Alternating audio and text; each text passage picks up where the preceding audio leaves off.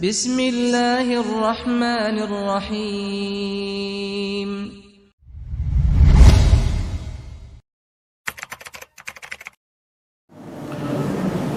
Bismillahirrahmanirrahim. Assalamualaikum warahmatullahi wabarakatuh.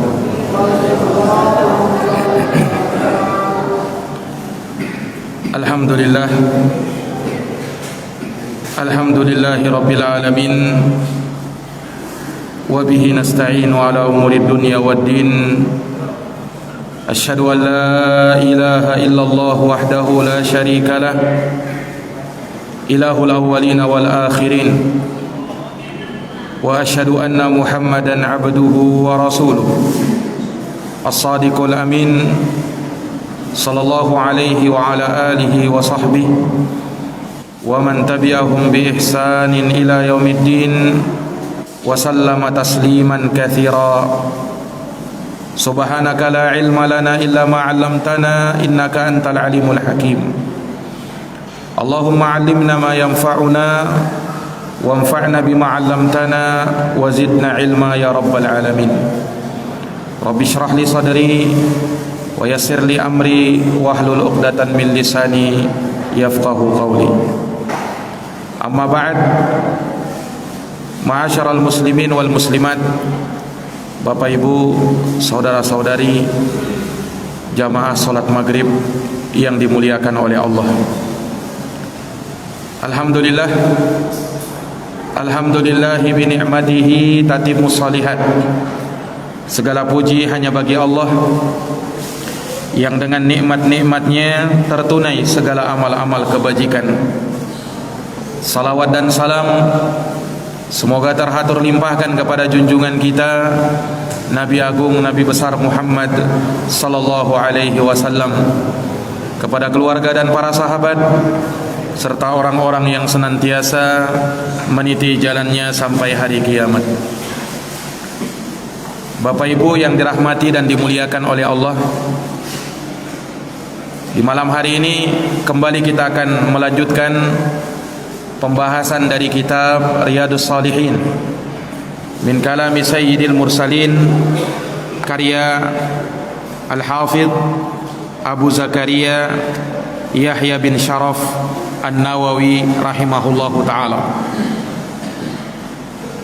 Kita masuk pada hadis yang ke-9, masih dalam babul ikhlas wa ihdarun niyah, bab tentang keikhlasan dan menghadirkan niat. Hadis yang kita bacakan pada malam hari ini diterima dari sahabat Abu Bakrah. Kata Imam Nawawi, an Abi Bakrata Nufai' ibn al-Harith al-Thaqafi radhiyallahu anhu, anna Nabiy sallallahu alaihi wasallam qala idzal taqal muslimani bisayfayhima fal qatilu wal maqtulu fin nar. Qultu ya Rasulullah hadzal qatil fama balul maqtul? Qala innahu kana harisan ala qatli sahibi. Muttafaqun alaih.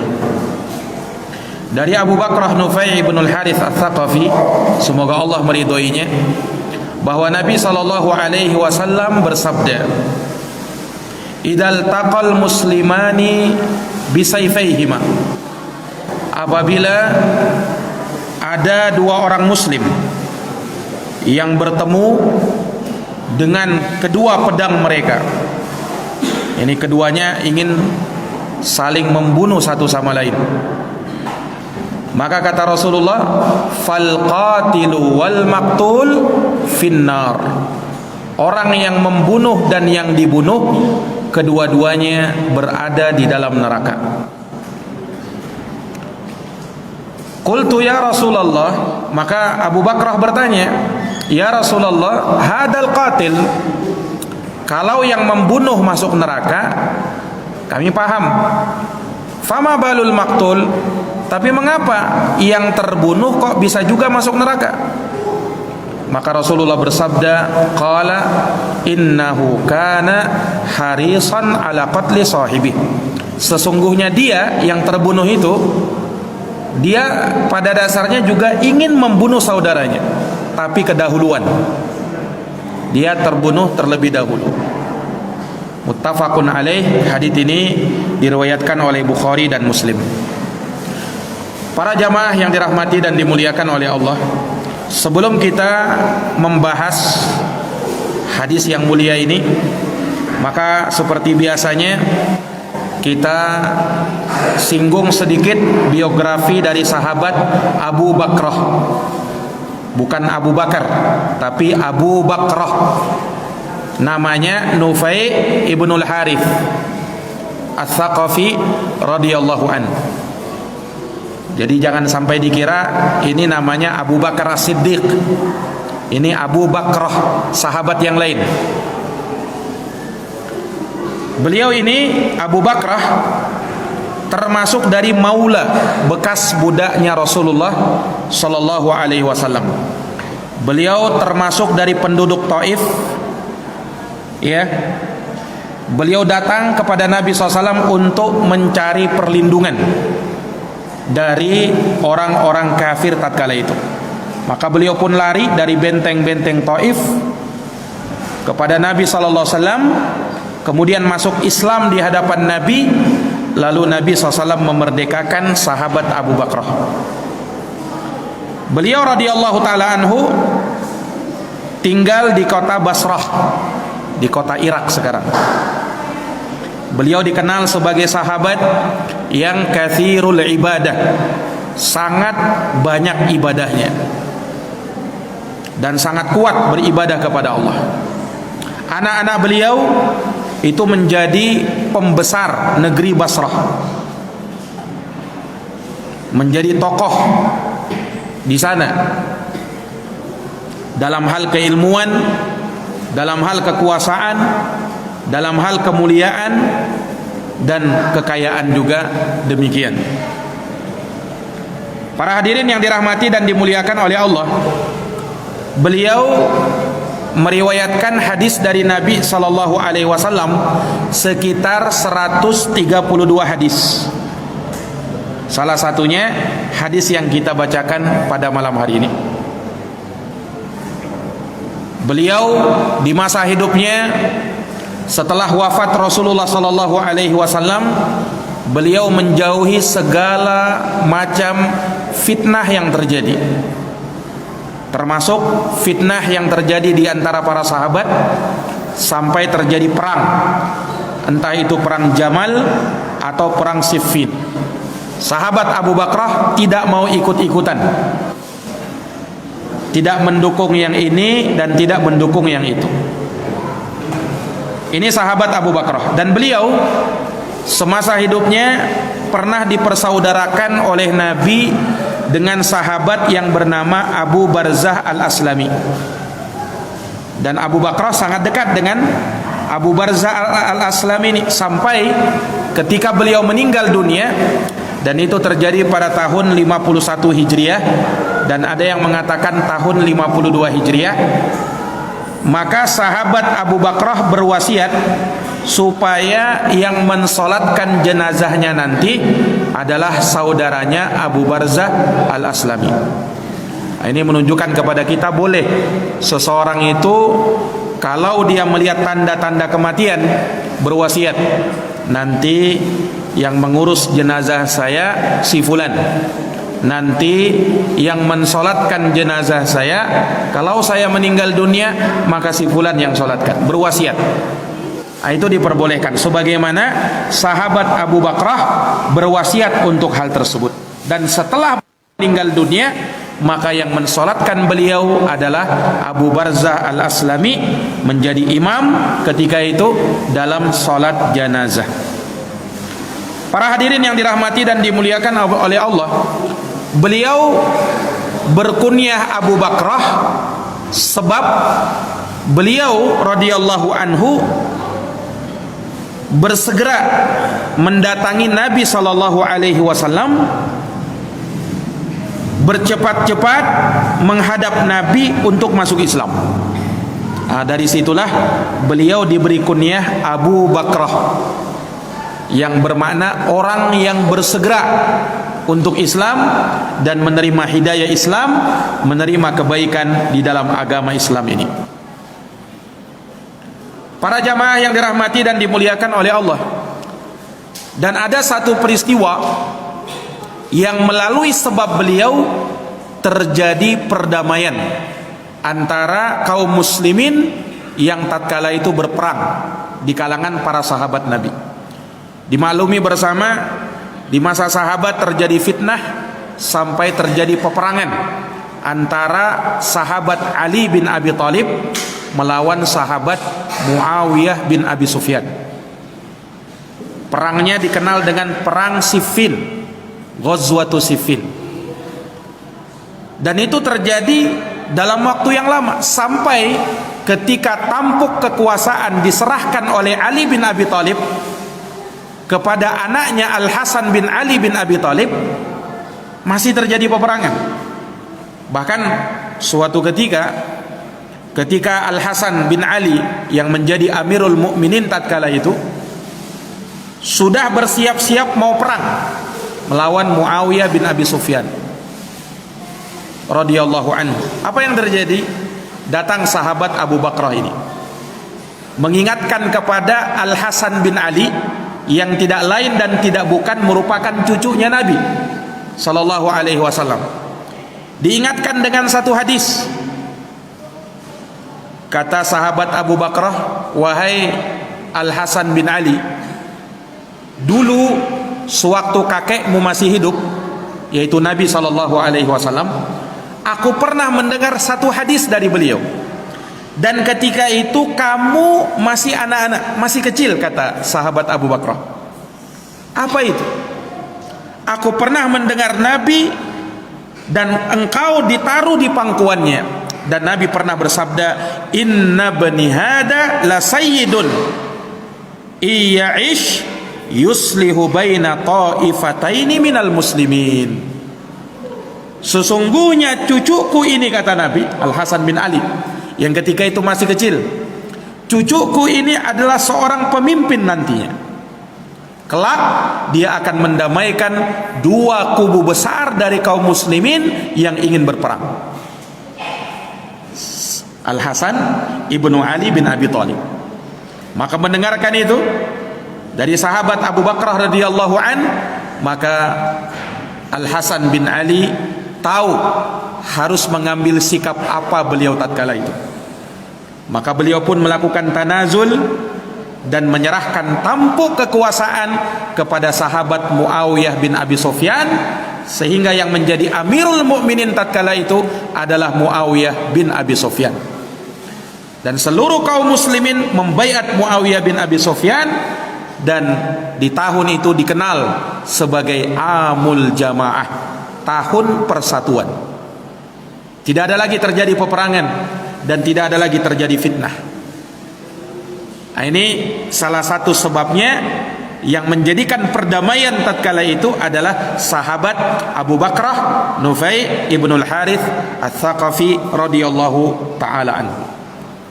Dan ini tentunya sangat berjasa di dalam Islam, bisa mendamaikan dua pasukan kaum muslimin yang berselisih tatkala itu. Para hadirin yang dirahmati dan dimuliakan oleh Allah, sahabat Abu Bakrah juga pernah meriwayatkan satu hadis, yang hadis ini merupakan dasar penetapan dosa-dosa besar di dalam agama ini. Diriwayatkan dari sahabat Abu Bakrah, Rasulullah pernah bersabda, ala unabbiukum bi akbaril kabair. Wahai para sahabatku, inginkah kukabarkan kepada kalian tentang dosa-dosa yang paling besar? Sahabat mengatakan, bala ya Rasulullah, tentu ya Rasul, kami mau. Apa saja itu dosa-dosa besar? Maka Rasul menyebutkan 3 dosa besar dalam hadis ini. Yang pertama, kata beliau, al-isyraku billah, berbuat syirik kepada Allah, menyekutukan Allah subhanahu wa ta'ala di dalam ibadah. Yang kedua, wa uququl walidain, durhaka sama orang tua. Itu dosa besar yang kedua. Kemudian dosa besar yang ketiga disebutkan oleh sahabat yang mulia ini, wa kana muttaqian wa jalas. Beliau SAW bersandar ketika itu, fajalasa, kemudian beliau duduk, faqala, lalu Nabi bersabda menyebutkan dosa besar yang ketiga, ala wa qauluz zur, ala wa syahadatuz zur. Kemudian yang ketiga dari dosa besar adalah ucapan dusta atau persaksian palsu. Ini para jamaah yang dirahmati dan dimuliakan oleh Allah Subhanahu wa taala. Maka hadis yang mulia itu juga diriwayatkan dari sahabat Abu Bakrah radhiyallahu anhu. Para jamaah yang dirahmati dan dimuliakan oleh Allah, nah juga salah satu hadis yang beliau riwayatkan adalah hadis yang menjadi tema pembahasan kita pada malam hari ini, bahwa orang yang membunuh dan orang yang dibunuh dua-duanya bakalan masuk neraka. Bagaimana bisa seperti itu? Nah, kita simak keterangan para ulama terkait dengan hadis yang mulia itu. Para jamaah yang dirahmati dan dimuliakan oleh Allah, seorang muslim itu adalah saudara bagi muslim yang lainnya. Maka tidak boleh dia menzoliminya, tidak boleh dia menghinakannya, tidak boleh dia merendahkannya. Seorang muslim bagi muslim yang lainnya harus menjaga darah, kehormatan, dan harta bendanya. Haram darah mereka ditumpahkan, haram harta mereka diambil, haram kehormatan mereka diinjak-injak. Itu terhormat. Dan kehormatan tiga perkara ini disebutkan oleh Nabi ketika beliau melaksanakan Hajjatul Wada, haji perpisahan beliau. Kata Nabi SAW, ala inna dima'akum wa amwalakum wa a'radakum haramun alaikum kahurmati yaumikum hada fi syahrikum hada fi baladikum hada. Ketahuilah sesungguhnya darah-darah kalian, kehormatan-kehormatan kalian, dan harta benda kalian itu haram antara sesama kalian, seperti terhormatnya hari ini, bulan ini, bulan haram ketiga itu, dan negeri kalian ini, negeri Makkah. Ini para jamaah yang dirahmati dan dimuliakan oleh Allah. Ketika terjadi perselisihan, ketika terjadi persengketaan, ketika terjadi huru-hara di antara kaum muslimin, emosi tak bisa lagi terbendung. Kedua-duanya sudah ingin menerjang lawannya, ingin memukulnya, ingin menyakitinya, bahkan ingin membunuhnya. Maka simak hadis yang mulia ini. Rasul sallallahu alaihi wasallam menyatakan, "Idzal taqal musliman", apabila dua orang muslim, bukan orang kafir, dua orang muslim berjumpa dengan kedua pedang mereka, sama-sama bawa parang. Untuk apa?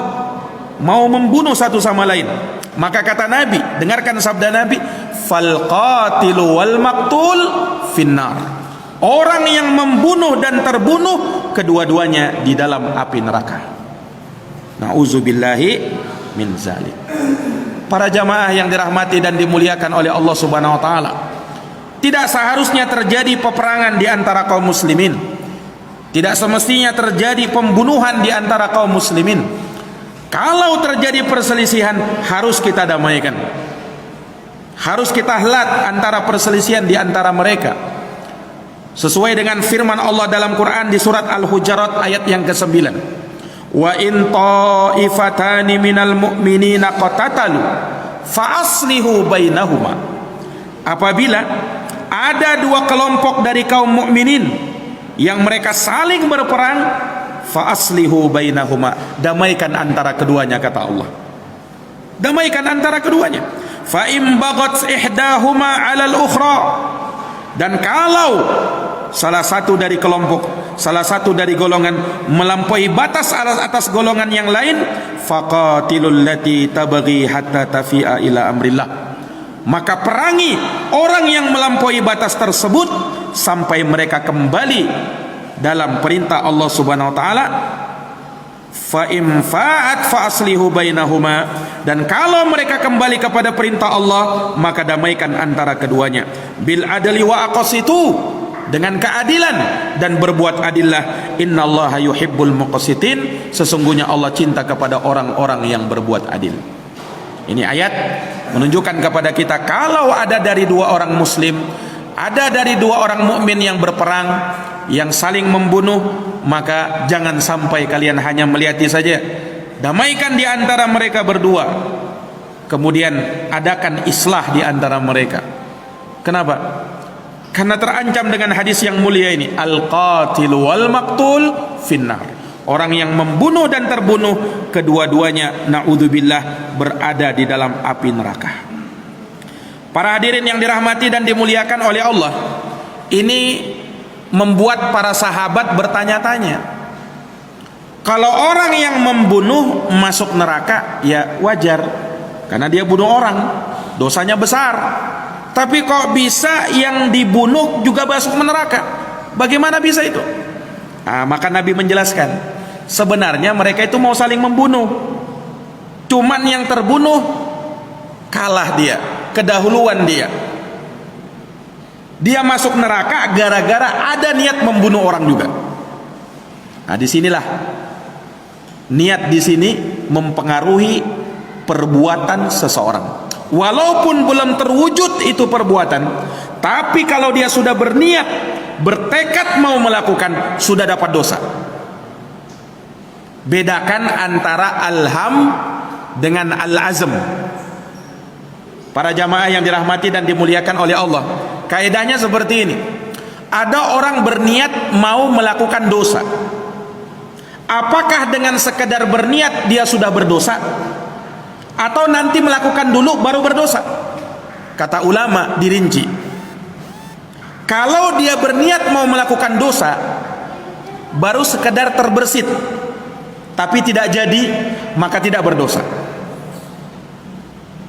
Tapi kalau dia berniat mau melakukan dosa dan sudah berazam, berazam itu artinya bertekad kuat ingin melakukannya dan sudah mempersiapkan segala-galanya. Dia persiapkan segala-galanya. Misalnya ada orang mau mencuri, dia persiapkan peralatannya sudah, dan sudah sampai di tujuan.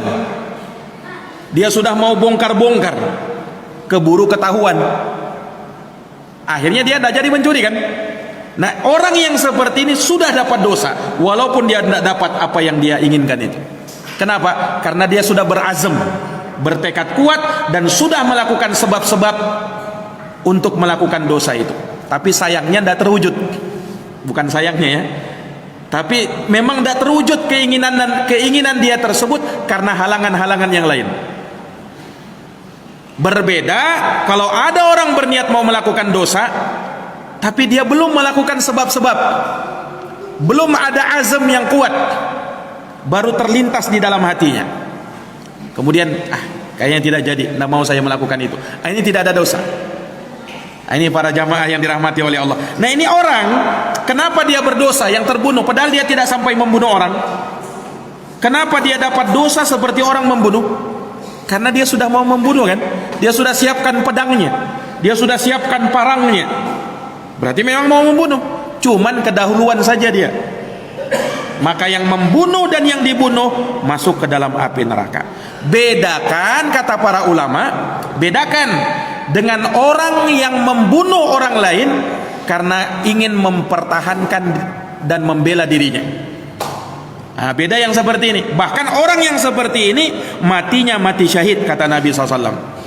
Disebutkan dalam hadis, man qutila duna damihi fahuwa syahid, wa man qutila duna malihi fahuwa syahid, wa man qutila duna ahlihi fahuwa syahid, wa man qutila duna ardihi fahuwa syahid. Siapa yang terbunuh karena mempertahankan nyawanya, maka matinya mati syahid. Siapa yang terbunuh karena mempertahankan hartanya, matinya mati syahid. Siapa yang terbunuh karena mempertahankan kehormatannya, matinya mati syahid. Bahkan dalam hadis yang lain, Rasul SAW menyebutkan seperti ini. Kalau ada orang yang ingin mengambil hartamu, apa yang kamu lakukan? Pertahankan, kata Nabi. Pertahankan.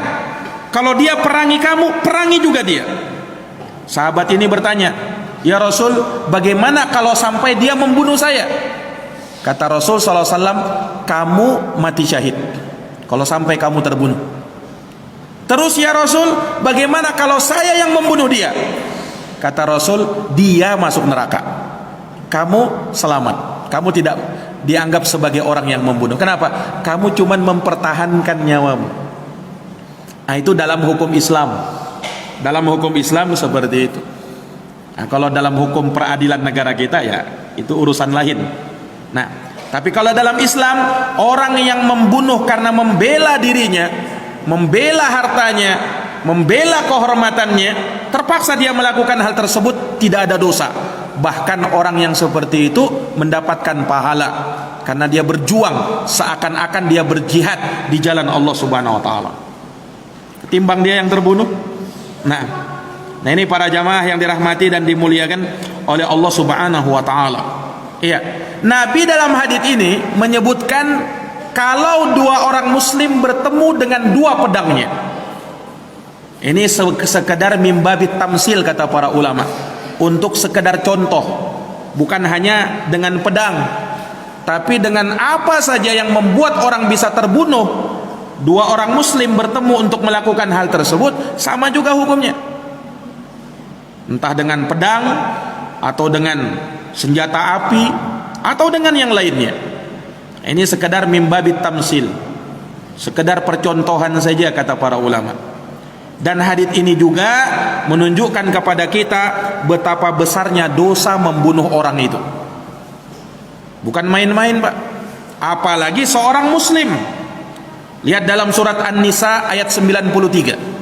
Allah Subhanahu wa taala berfirman, "Wa may yaqtul mu'mina muta'ammida." Barang siapa yang membunuh seorang mukmin dengan sengaja, fajazauhu jahannam, maka balasannya adalah neraka jahanam. Khalidan fiha, kekal ia di dalam neraka jahanam itu. Lihat balasannya. Tidak sampai di situ. Wa ghadiballahu alaih, Allah murka kepada dia. Wa la'anah, melaknat orang itu. Wa a'addalahu adaban azima, dan menyiapkan azab yang pedih, azab yang besar untuknya. Surat An-Nisa ayat 93. Ini dosanya orang membunuh orang muslim itu. Nah, dalam ayat yang lain Allah berfirman, "Wa min ajli dzalik katabna ala bani Israil annahu man qatala nafsan bighairi nafsin aw fasadin fil ard faka'annama qatalan nasa jami'a." Oleh karena itu, kata Allah, kami tetapkan pada Bani Israel bahwa barang siapa yang membunuh satu nyawa saja, bukan karena dia telah membunuh nyawa yang lain, dan bukan pula karena dia membuat kerusakan di muka bumi, seakan-akan orang yang membunuh satu nyawa seperti menghabiskan seluruh nyawa. Ini kata Allah Subhanahu wa taala dalam Quran. Nyawa seorang muslim sangat terjaga dan sangat terhormat. Nah, bahkan Rasul menyatakan dalam hadis sahih riwayat Muslim, la zawalud dunya ahwanu 'ala Allah min qatli imri'in muslim bighairi haqq. Lenyapnya dunia ini lebih ringan di sisi Allah daripada terbunuhnya satu nyawa seorang muslim. Lihat betapa terhormatnya dan betapa terjaganya darah seorang muslim. Nah, ini para hadirin yang dirahmati dan dimuliakan oleh Allah. Sungguh di zaman sekarang ini terkadang sebagian orang berpikir betapa rendahnya nyawa seorang muslim itu. Nah, betapa hinanya nyawa seorang muslim itu. Dia habisi hanya gara-gara dunia yang ingin dia inginkan, yang ingin dia capai, yang ingin dia cari. Dia habisi nyawa seorang muslim. Pertanggungjawaban kelak di hadapan Allah Subhanahu wa taala. Hanya dikarenakan ketersinggungan sedikit. Tersenggol dia, tersinggung dia. Maka apa yang dia lakukan? Marah dia ambil pedangnya, maka dia bunuh orang. Hanya gara-gara itu.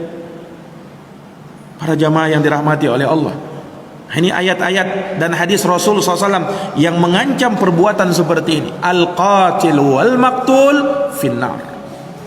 Orang-orang yang membunuh seperti ini tempatnya di dalam neraka. Para jamaah yang dirahmati dan dimuliakan oleh Allah Subhanahu wa taala.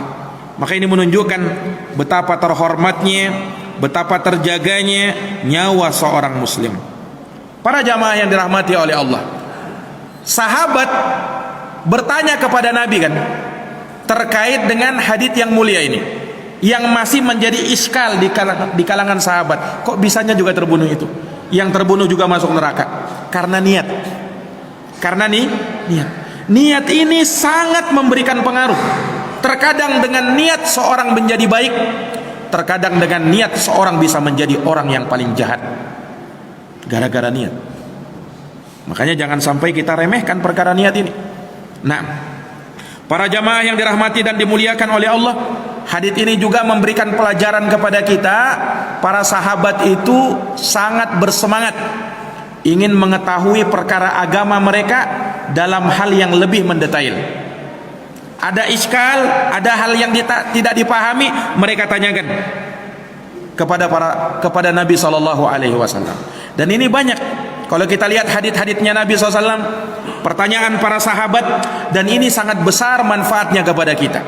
Kita bisa tahu ilmunya, tahu maksudnya, tahu maknanya dari pertanyaan para sahabat Nabi. Sama ketika Nabi bersabda dalam sebuah hadis terkait dengan akhir zaman, Pak. Rasul menyatakan begini, sayati sanawatun khadda'at, akan datang tahun-tahun yang menipu. Segala sesuatu diputar balikan. Bagaimana itu?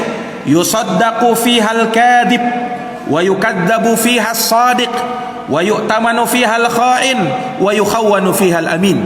Orang yang jujur dianggap berdusta, orang yang berdusta dianggap jujur, yang berkhianat dianggap amanah, dan yang amanah dianggap berkhianat.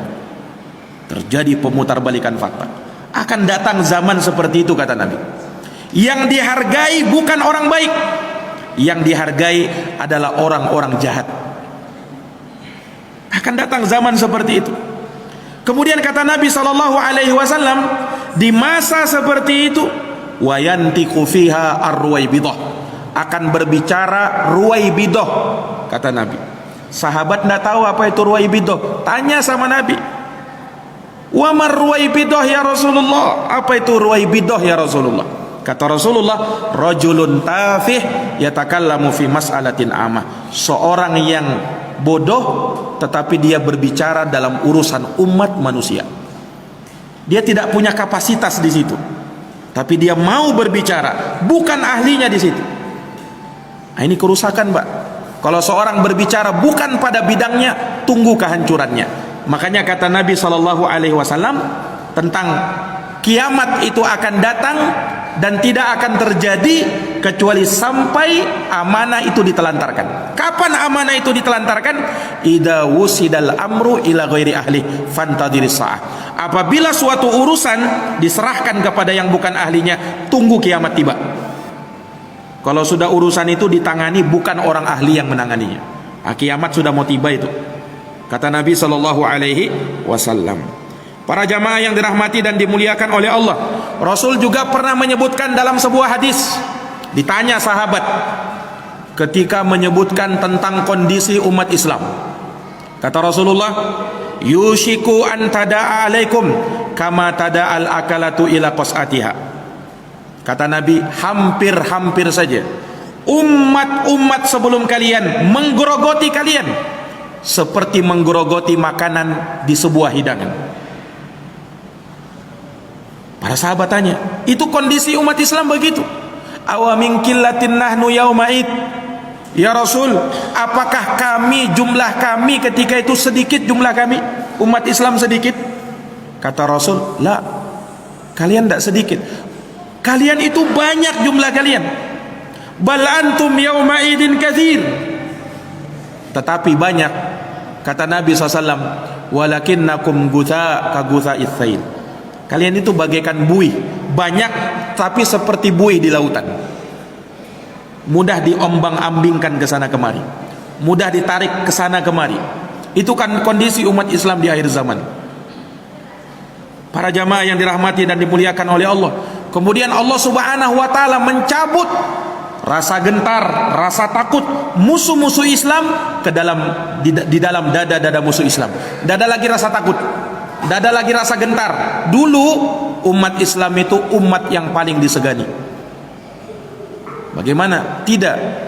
Dua negara adik kuasa di masa itu, Romawi dan Persia, itu tunduk di hadapan umat Islam.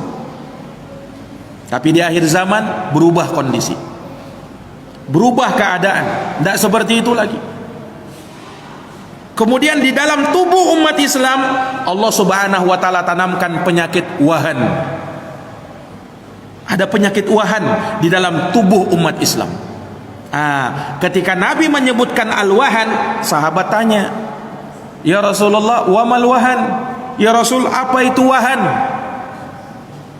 Maka Nabi pun menyebutkan tafsirnya. Maksudnya wahan yang banyak menimpa umat Islam adalah hubbud dunya wa karahiyatul maut. Cinta terhadap dunia yang berlebihan dan takut dengan kematian. Itulah yang menimpa umat Islam di masa ini. Cinta dunia yang terlalu berlebihan, sehingga apa? Membuat dia rela mengorbankan apapun demi mendapatkan dunia. Apapun dia akan lakukan. Kalau harus menjual agama, jual agama supaya bisa mendapatkan keuntungan duniawi. Itu yang dipikirkan oleh sebagian orang, sebagian umat Islam pada hari ini. Nauzubillahi min zalik. Nah, ini para jamaah yang dirahmati dan dimuliakan oleh Allah. Nah, ini pertanyaan-pertanyaan para sahabat menunjukkan betapa semangatnya mereka ingin melihat bagaimana yang harus kami lakukan, apa yang mesti kami lakukan, apa makna dari hadits ini, supaya dari situ mereka bisa tahu dan mereka bisa mengerti tentang agama mereka. Nah, sama seperti ketika Nabi SAW mengabarkan kepada para sahabat tentang Dajjal. Akan muncul Dajjal di akhir zaman.